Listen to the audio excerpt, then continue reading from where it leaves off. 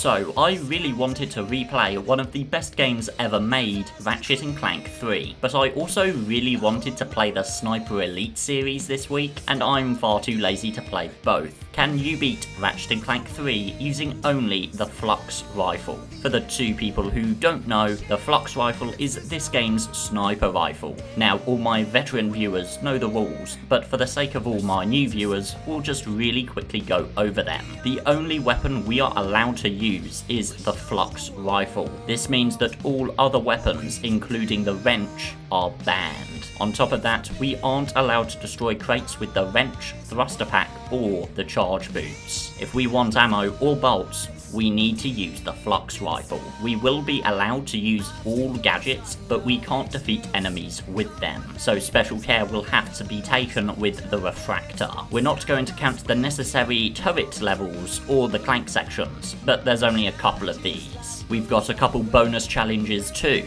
We will be beating this game with the base armor, meaning that we won't be able to increase our defense at all. On top of that, we will be beating the Qwarkastic battle. 100 rounds, several bosses, and 0 checkpoints. This is gonna be intense. Just to quickly sum it all up, we can only use the Flux Rifle, we cannot use the wrench other than for bolt cranks, we cannot damage enemies with gadgets, and for the bonus challenge, we won't be buying armor, and we need to complete the Qwarkastic battle. Just a very quick final reminder, we will be playing a Secret Agent Clank challenge if we hit 5k subscribers before the end of September. At the time of rising, we're almost there, so if you want to see me go through hell for your amusement, quickly double check you're subscribed. Also, really quickly, whenever you see demo in the top left, this represents footage I've captured after beating the challenge, just to better illustrate my point in the video.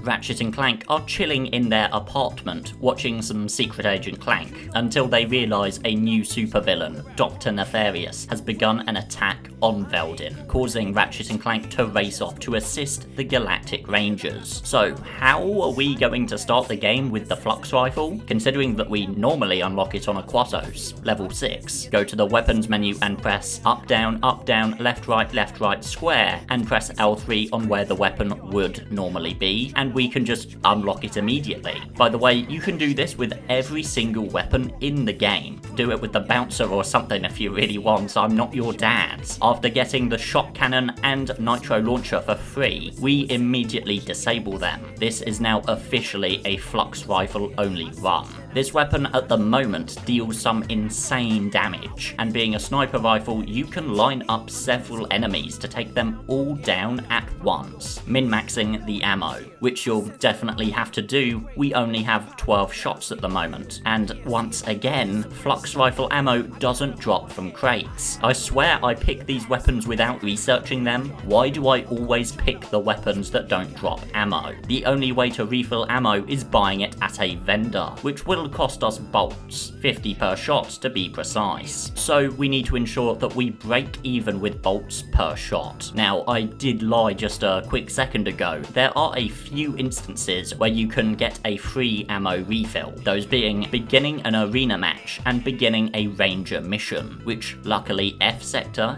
is classed as. So long as we can reach the halfway point on Veldin, we will get all our ammo back, and after that you can just sit back and watch the Rangers do their thing. Just make sure you have at least one bullet for this dropship guy, and you'll be okay. We then get a sneak peek at what the captain's been doing as of late. He was buck naked, screaming and holding a banana.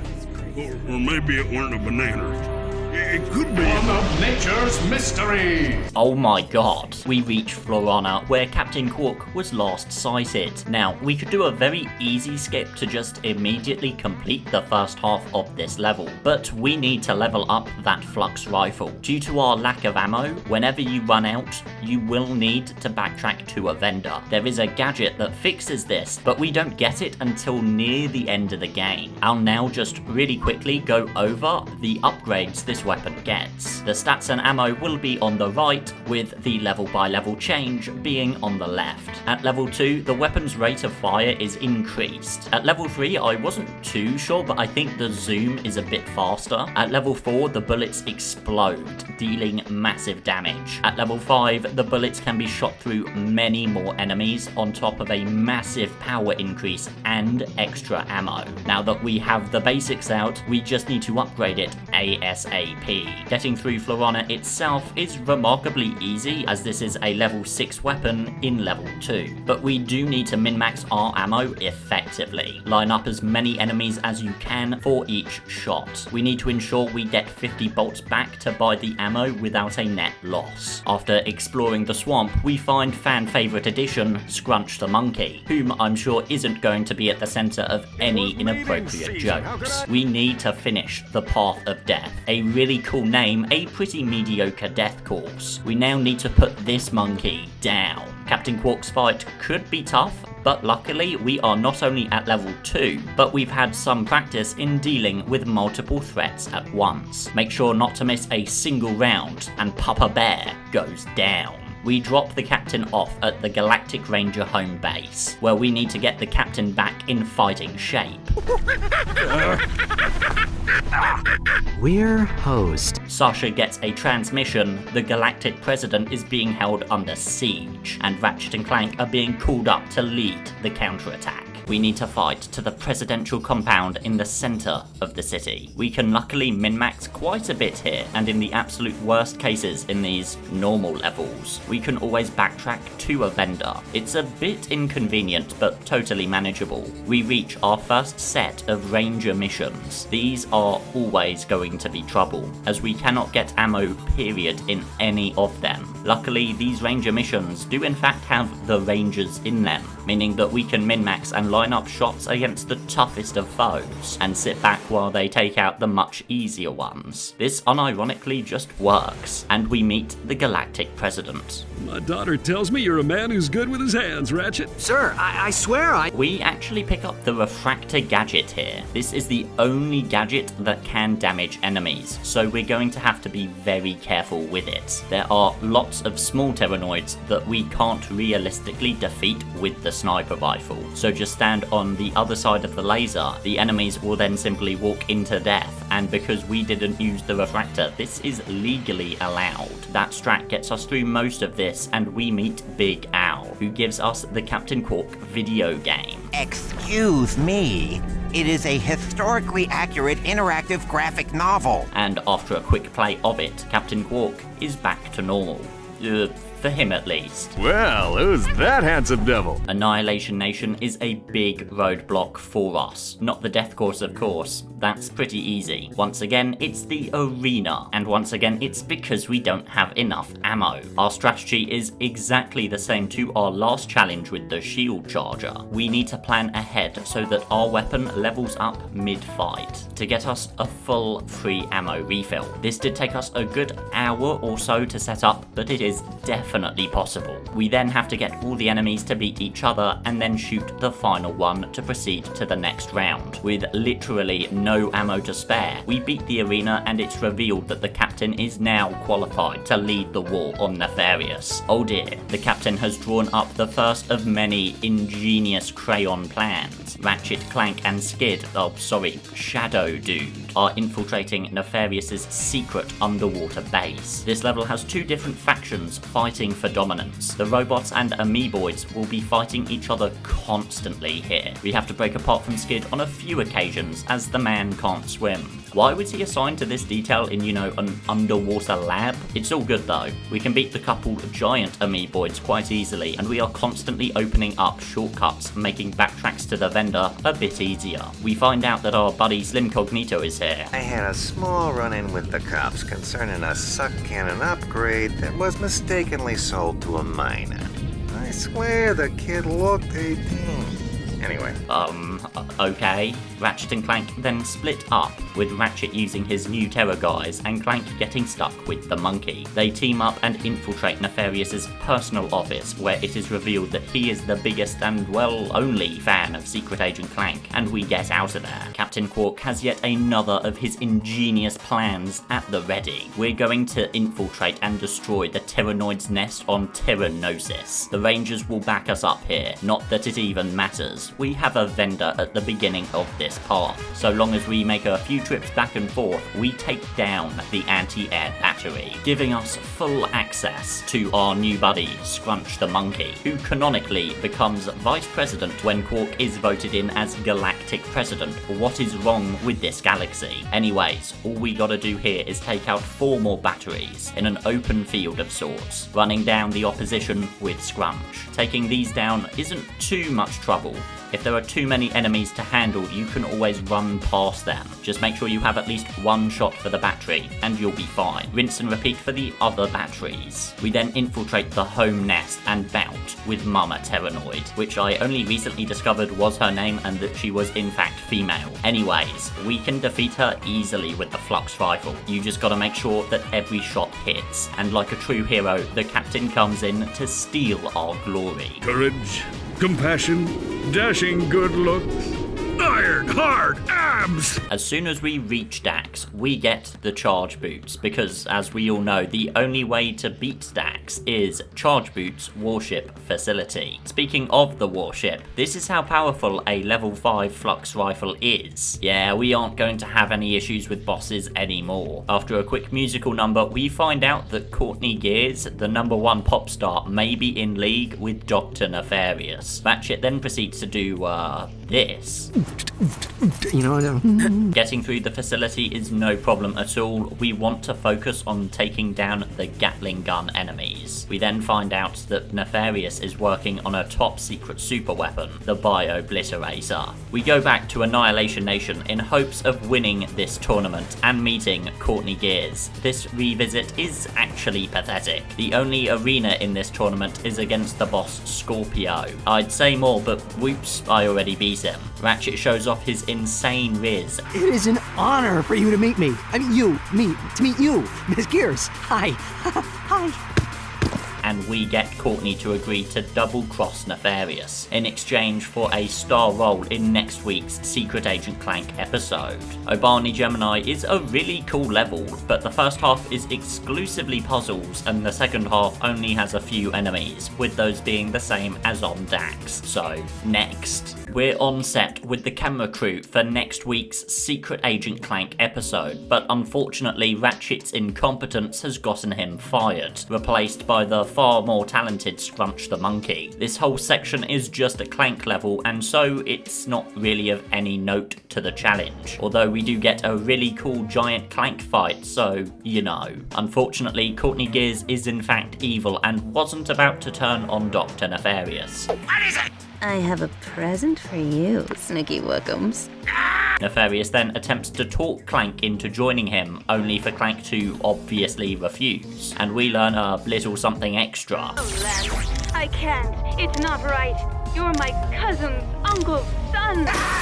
We swap back to Ratchet and need to make our way back to the ship. These green enemies are the toughest class of Tyrannoids. They fly and shoot with pinpoint accuracy, and those shots hurt. Honestly though, Holostar isn't too bad, but that is only because our weapon shoots holes through dropships. We find Totally Not Evil Clank and go to assist the Rangers. Rilgar is a level made of exclusively Ranger missions, and as we know, that means ammo is going to be in very short supply. But just like Marcadia, we can take out the big guys and let the Rangers take out the easier enemies. A little tip, make sure to destroy the dropships on the way in. It'll stop the enemies from spawning in, saving ammo in the long run. Just keep this advice and we get through Rilgar, getting the Magna boots, but we also find out that Skid has been kidnapped. It's this point where the whole no armor thing kinda becomes an issue. These little robots can literally defeat us in a single hit. Normally not a problem, as they also die in a hit, but this is very much using a sniper rifle in a hand fight. If you can shoot it, you've won hands down, but it's getting to that point that's the issue. Instead, we're going to run away from our problems. However, running away will only get us so far. We find out that Skid has had an appointment with Miss Gears, and we need to fight her. Now, I did say that bosses in this challenge would be easy. What I meant to say was all bosses except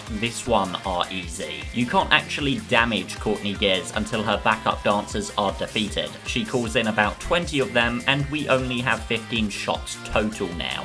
Do the math. This took so many attempts that I started to think it was genuinely impossible, but here's the strategy. Immediately get a shot on Courtney Gears, she will then become invincible. Only a couple dancers at a time will actually come out. We can't really shoot through them as they move too fast, but if we can get them close together, the exploding shot will destroy both of them. We can do this a few times to get rid of all of them, and once all of them are gone, we can get Gears down to half health where she will stay out constantly. We can then put a couple shots in, putting her out of commission, but I guess we leave Robo Skid here. We reach the starport to infiltrate Nefarious's starship, and we track down Captain Qwark, who's in the middle of a very important conversation. It was mating season. How could I have known she was your sister? It matters not. We infiltrate Nefarious's warship only to find out it was all a trap.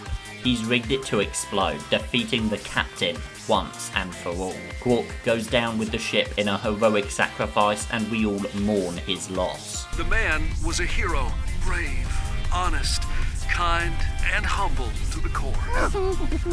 What a load of bullshit. Metropolis is where another major difficulty spike happens. All of the Terranoids get turned into robots, giving them a massive defense and attack boost. This essentially means we are now one-shottable forever. Oh dear god. The strat I landed on was taking the time to defeat all the enemies in our path and making trips back to the vendor. We then find out that Clunk is not Clank, and we have to fight him. It's okay though, we're back to bosses being very easy, just make sure every shot hits and it'll be fine. We then free Clank and get out of there. The crash site is one of the toughest levels to play casually, and without armor, yeah, it's pretty tough. There are too many enemies to take them all out, so we've got to pick and choose. The gasoline gun enemies will need to be taken care of due to their rate of fire. Getting past the foot soldiers shouldn't be too bad. By the way, make sure you pick up the nano pack here. This will store extra nanotech and will save you from death once. A very powerful tool indeed. We find out that Qwark has taken up a new hobby and that he is still alive. It does take a while for Clank to catch on though. I should have known. What? That Qwark had a sister? Huh? No, that he's still alive. That was Qwark.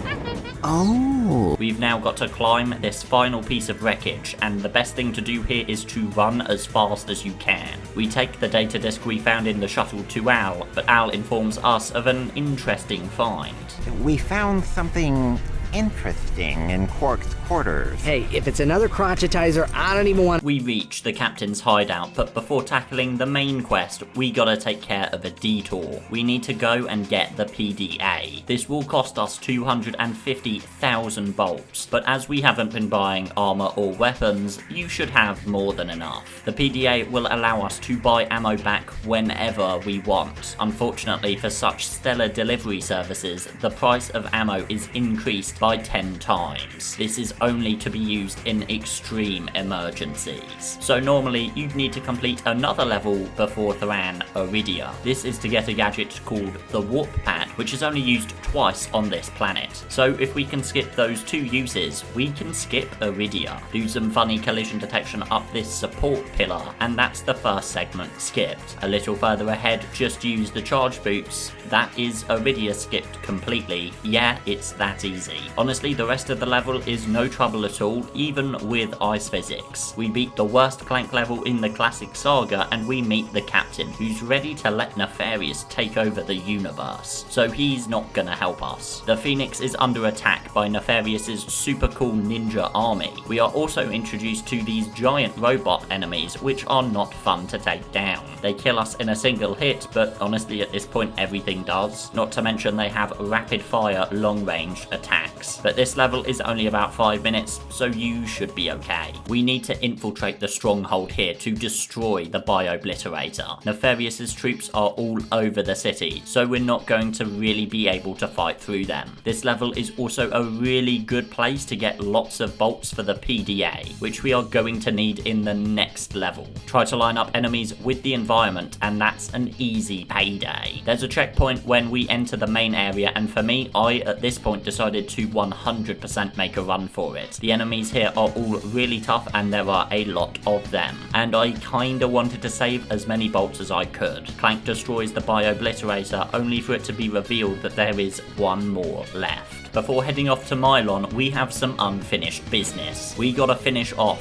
the Qwarkastic battle, but before that we also have several other battles. But with our super powerful Flux Rifle and unlimited ammo with the PDA, the other arena battles aren't a problem at all. The Qwarkastic battle, on the other hand, is a pure endurance round. We can only take a few hits, and every one of them will be permanent. The rounds will also sometimes have different gimmicks, like a time challenge or poison gas. The random weapon challenge is actually a godsend in disguise because it grants us unlimited ammo for the round. At round 50, the two twins will come in and we will have to defeat them. Luckily, they go down very, very easily. At round 100, Scorpio will make an appearance, which we need to defeat as well. And with Scorpio defeated, the bonus challenge is also completed. Also, we get the grand prize of 200,000 bolts, but there's a 50% chance that you actually spent more on PDA refills. After that 3-hour detour, we jump to Nefarious's base on Mylon. Running past the enemies isn't really a strategy here. This level is really cramped, and if we don't dodge their godlike aim, we will immediately die. So like the previous levels, we need to use the PDA to essentially pay our way through this final part of the challenge. And at this point, it really isn't so bad. Some enemies near the end will camp behind doors, but that's honestly about it. We then get ready for the true ultimate fight. I can't keep a straight face. Nefarious goes down as easily as Qwark did. Yikes. To put into perspective how powerful this gun actually is, we can take down the Bio-Obliterator with it alone. And with that, the Ratchet & Clank 3 Flux Rifle only challenge is complete. Thank you to all YouTube members, I appreciate every single one of you. A specific thank you to a guy named Joe, Al Gore, Bento Baker Praemordius, Friendly Neighborhood Lurker, Invigil, iPod Num3, Multibrad X, No One, Ryan Michael Burrow, FenderGame012 on YTB, _XXPitters98XX_, and thank you for watching the full video.